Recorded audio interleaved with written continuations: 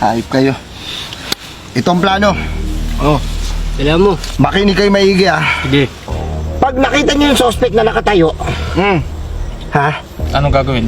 Pag kinuha nyo, pumalag, yung baril din nyo, di ba nandyan yung baril nyo? Oo. Barilin nyo kagad sa ulo. Ba't ba barilin? Eh di ba kidnap lang tayo? Paano tayo magkakapera niyan? Kahit na, notorious tayo na gang.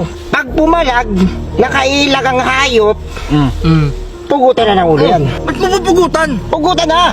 Huwag mo pugutan! Pumapalag Kidnap lang naman tayo eh! Ano? Kidnap lang! Kaya nga, gusto mo ko pugutan ko na lang. Sige, pugutan na yan. Okay, di ba? Di ba? Oh. Agree. Tama. Once na natigok natin yan, pumano na, wala ng buhay, ilibing nyo na sa dalawang bato yan. Ba't nililibing agad? O sige, ito na lang ilibing natin. Bago hindi. Tara, sige, libing na Ano ang plano ko, ito na. Boss, may kulang. Oo, may kulang nga. Ito, lagay natin sa damuhan siya. Dito ilagay natin sa damuhan. Yan, maraming damo. Diba? Ay, Oh, ang ganda.